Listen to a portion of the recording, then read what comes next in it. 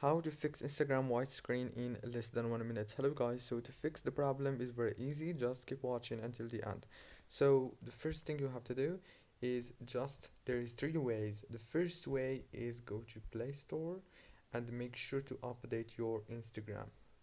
It's very easy, just search for it and you will find this green option, it says update. Click on it and then it will update it. And if this didn't work for you, then you have to go to the settings on your phone, go to the apps manager, go to apps, and now here click on Instagram.